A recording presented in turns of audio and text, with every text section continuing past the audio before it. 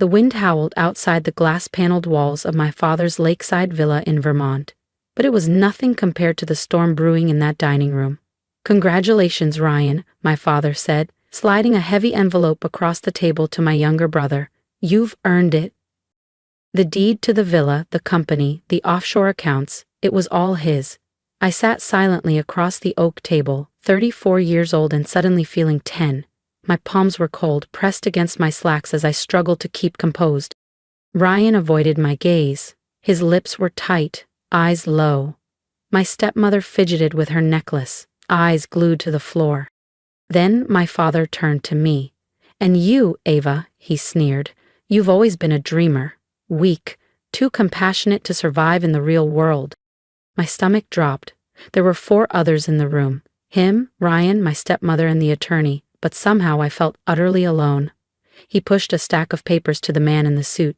"Let's get this signed." "Dad," I croaked, "please don't." He rolled his eyes. "Spare me, Ava, you chose to leave. You wanted to. Find purpose, remember?" He raised his fingers in mocking air quotes. "You walked away from this family to work in some clinic overseas, and for what? No money, no title, just wasted time." "You never asked why I left," I whispered. "You never cared. And I still don't," he snapped. "Because Ryan was here. Ryan showed loyalty." "He showed you what you wanted to see," I said quietly, "but he lied to you." My father laughed bitterly. "That's jealousy talking." The attorney, a gray-haired man named Mr. Whitman, shifted awkwardly. His fingers tightened around the folder. "Actually," he said, clearing his throat, "before anyone signs, there's something you should hear." My father frowned. "What is it?" Mr. Whitman looked him straight in the eye. "There's a sealed amendment to the will, added 6 years ago at the request of your late mother." My heart jumped. My grandmother, the only one who ever truly saw me, the only one who used to say, "I had more strength in my silence than most people had in their loudest moments." "What amendment?" my father snapped, irritation rising. Mr. Whitman calmly opened the leather folder and withdrew a yellowed document. "This was filed during your mother's final appointment with the notary. Her instructions were clear. It was to remain sealed unless you ever attempted to disinherit Ava." Hey, my father's face twitched. "That's ridiculous. She had no such authority." "She did," Mr. Whitman replied, his tone firmer now. "She retained 51% ownership in Harborcrest Holdings until the day she passed. And you never challenged it. Legally, she had every right." Ryan shifted in his seat. My stepmother froze, hand still resting on the diamond pendant she always wore when she needed to feel powerful. Mr. Whitman turned to me. "Ms. Ava, would you like to read it, or shall I?" I didn't move. My eyes stayed locked on the envelope in Ryan's hand, the one that held everything my father believed he controlled. "Read it," I said softly. He cleared his throat and unfolded the page.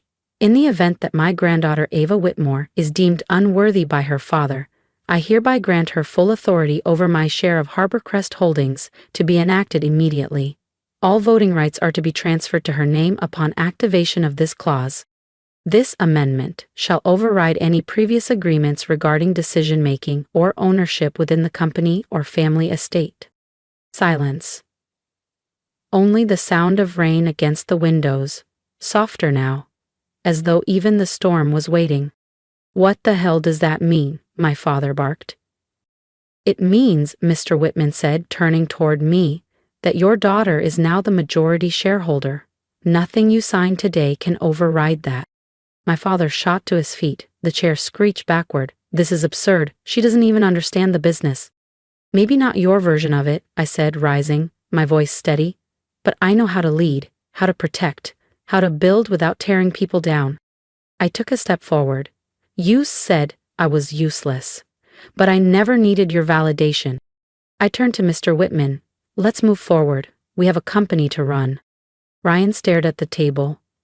My stepmother opened her mouth to speak, then didn't.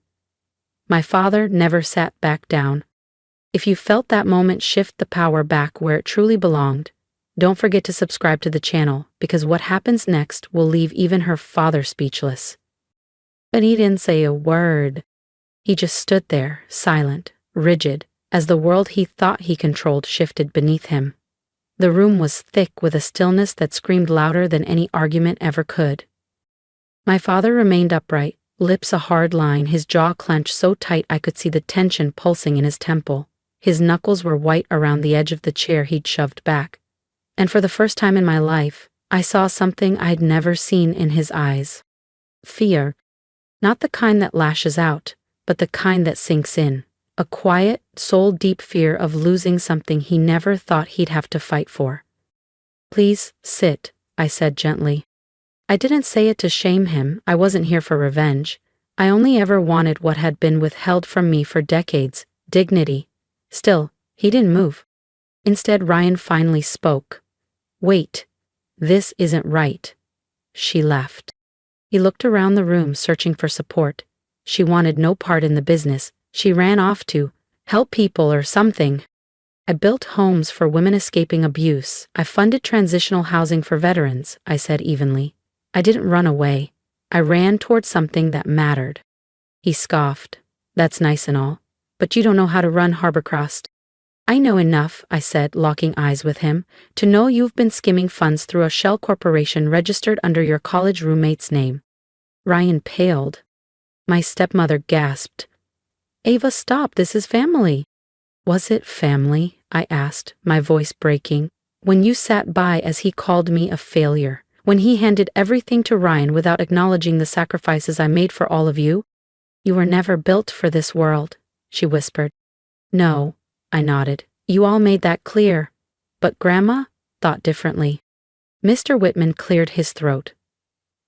"Miss Ava, your grandmother didn't just leave you shares, she left something else, meant to be given only after this moment." He opened his briefcase and retrieved a small weathered box. Inside was her old gold-plated compass. Beneath it, a folded letter with my name in her delicate script. My fingers trembled as I opened it. "My dearest Ava, if you're reading this, it means your father has done exactly what I feared. Don't hate him. He's a product of a world that told him power is louder. You were never weak. You were the quiet strength that held us together. This compass is yours now, because no matter what path you take, I trust you to lead." Tears threatened, but I blinked them back. I turned to Mr. Whitman. "Let's proceed." As I signed the acknowledgement of my controlling stake, my father finally spoke. "You think this makes you powerful?" he said, voice low. "You think she gave you this out of love? She did it to spite me." I looked at him, really looked, for once, not as a daughter seeking approval, but as a woman who saw the truth. "No," I replied. "She did it because she believed in me, and she knew I'd use this power to build, not break." I walked out with my head high, years of rejection falling from my shoulders like rust. But what waited outside wasn't peace. It was war. Because power brings enemies, and Ryan wasn't finished. I'd barely reached the corridor when I heard footsteps. "Ava," he called out.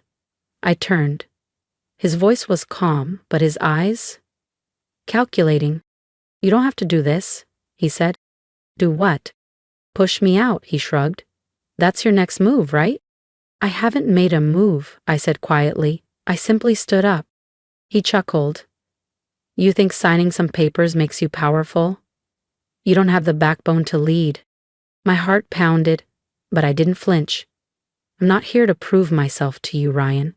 I'm here to lead with integrity, something this family forgot." He stepped too close.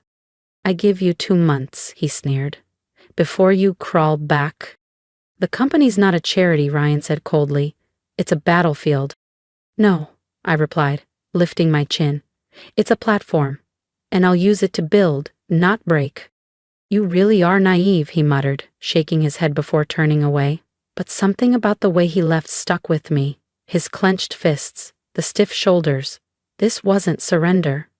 It was just the beginning. The next few days moved like storm clouds rolling in. Word traveled fast. Ava Whitmore was back, and this time she wasn't just visiting. People whispered my name like it was a ghost story. Some were hopeful. Others, afraid. I didn't fire anyone. I didn't hold flashy meetings. I listened. And what I found was worse than I expected. Departments were turned against each other. Promotions were handed out based on loyalty, not merit. Employee burnout was ignored. This wasn't a business, it was a kingdom. And Ryan had studied under the king. One afternoon, I entered the break room. Conversations stopped cold. "Please," I said, raising my hand. "You're on break. Sit, eat." A janitor named Rosa stood slowly. We weren't allowed to sit if Mr. Ryan walked in. I blinked. "That changes today." Her face softened. She said, "That night I stayed late, reviewing reports. I found 3 misused budgets, a shady deal with a questionable supplier, and a list of employees who'd been terminated after raising concerns. This wasn't mismanagement, it was rot. If I didn't act fast, I'd be blamed when it all fell apart." The next morning, Ryan stormed into my office, holding a folder. "You want the CEO seat?" he snapped. "Let's see you survive this." He tossed the folder on my desk. Inside, screenshots, emails, and photos. "These are fake," I said, flipping through them. "Can you prove it?" he smirked. "You really want to destroy me?" "I want what's mine," he hissed. "You were never meant to win." I stood slowly. "I don't want to win, Ryan. I want to fix what you broke." "I see power," he sneered. "You see weakness." Then he turned and walked out. And I realized this wasn't rivalry. This was war. But I had something Ryan didn't. The truth. Within 48 hours, headlines flooded in. New CEO accused in charity fraud. Family feud at Harborcrest Holdings. Ava Whitmore, legacy leader or liability. It didn't matter that it was fake. The public didn't wait for truth. My inbox exploded with PR alerts. My phone wouldn't stop. Shareholders were panicking.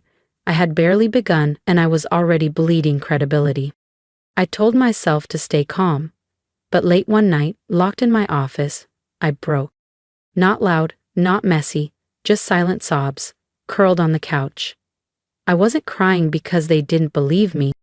I was crying because maybe, just maybe, my father had been right. Maybe I wasn't cut out for this. Then came a soft knock. I wiped my eyes fast. The door opened anyway. Rosa stood there with a paper cup. "Thought you could use this." "You didn't have to," I whispered. "You looked like you needed it," she said, walking in. "No one ever brought me anything when I cried in this room. So maybe someone should break the cycle." Something inside me cracked again, but in a softer way. "Thank you," I said. She sat down across from me. "Miss Ava," she said, "do you want to know the truth about your family?" I looked up, unsure. She nodded. "I've worked here 28 years. I've seen more than most, and I've seen what they hide." "You always looked me in the eye," Rosa said gently. I couldn't speak, my throat tightened. "You may feel alone now," she continued, "but you've got something they'll never have. Loyalty, earned through kindness." I blinked, trying to steady my breath. "Why are you helping me?" "Because someone once helped me when no one else did," she smiled. "And because this company doesn't need another king, it needs a healer." The next morning, I walked into the boardroom with quiet resolve. I let them speak first. Accusations, doubts, demands for resignation. One shareholder even threatened a lawsuit. When they were done, I stood.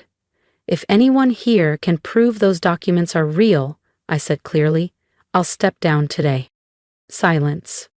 Then I dropped the original reports onto the table, evidence of Ryan's financial misconduct, hush money, side deals. Then I turned on the projector. Footage played, Ryan entering a locked office, plugging in a USB, transferring files. The timestamp matched when the forged documents were created. No one spoke. "Truth matters," I said, "but I didn't come here to destroy my brother. I came to repair what he broke." I turned to the company attorney. "My grandmother gave me this role not because I was perfect, but because I still believe in people, even those who hurt me. I'm not pressing charges," I continued. "But Ryan is suspended, and a full investigation will proceed." There were stunned expressions. Then Mr. Halpern, a retired board member, stood. "I doubted you," he said. Thought you were just another idealist. But today, you reminded me why we built this company. It was about people, not power. And just like that, the energy in the room shifted. Ryan didn't come back, but 2 days later I received a letter in his handwriting. Ava, I don't expect forgiveness. I didn't just want control. I wanted to be seen. I always thought you got the love I never did. Maybe you just earned it differently. Ryan. I folded the letter and placed it beside my grandmother's compass. Not every ending needs a sword. Some arrive in stillness, and some beginnings are born from grace. The office felt different now, not quieter, more awake. It had been a month since the boardroom turned. The media retracted the false claims. Some tried to call it luck, but those who mattered saw the truth. Not because I shouted louder, but because I held the line with integrity. One person, though, still hadn't reached out. My father. No messages, no lawyers, nothing. I assumed he'd vanished to lick his wounds and blame the world. Until one Sunday morning I walked into my office, and there he was. Sitting across from my desk, hands folded, eyes dull. I had to see it, he said. See what? That you didn't burn it down. I said nothing. He looked older, tired, for once not like a man in control, but like one who'd lost something that mattered. You were right, he said softly. About me, about Ryan, about how this place stopped being about people. I studied him, unsure if I could believe it yet. Why now? I asked. He pulled something from his coat, a photo. Me and Grandma. I was 12, covered in paint. She was laughing. She said you'd change this family, he whispered. I just didn't want to believe it. If I did, I said gently, it's because she believed in me. He nodded. I came to say something I should have said long ago. He met my eyes. I'm sorry, Ava, for everything. Part of me wanted to say it was too late. But healing doesn't start with blame. It starts when someone finally breaks the cycle. So I nodded. Thank you. I just needed to say it before I ran out of time, my father said. Then don't, I replied gently. Fix what you can. It's not too late. He didn't respond, just gave me one last quiet look before slipping out the door. 2 weeks later, Rosa stepped into my office with a folder. What's this? I asked. A list of every employee your father let go for speaking up, she said softly. Figured you'd want to see it. I opened the file, read every name, and then we sent out letters, each one an invitation to return, no questions asked, not because I needed redemption, but because legacy isn't built on bloodlines. It's built on how you make people feel when you leave the room. Months passed. The company didn't look flashier, it looked warmer. Ryan never returned, but we met once for coffee. No apologies, no digging up the past. Just two siblings trying to understand each other. Maybe that was enough. My father kept his distance, but one day I received a receipt, a 7-figure donation made in my name to the women's shelter where I once worked. No note, no signature, just his quiet way of saying he was trying. And that was enough. Because I didn't get revenge, I got something stronger.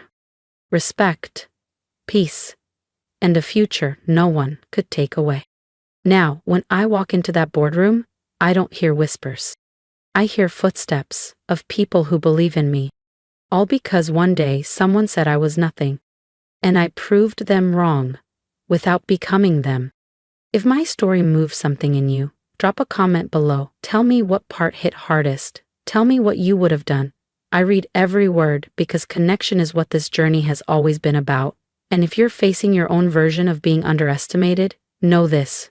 You don't have to shout to be heard. You just have to stand steady in your truth. Subscribe to the channel if you believe in healing through strength and strength through kindness, because sometimes the quietest ones carry the loudest legacies. And we need more of that in this world.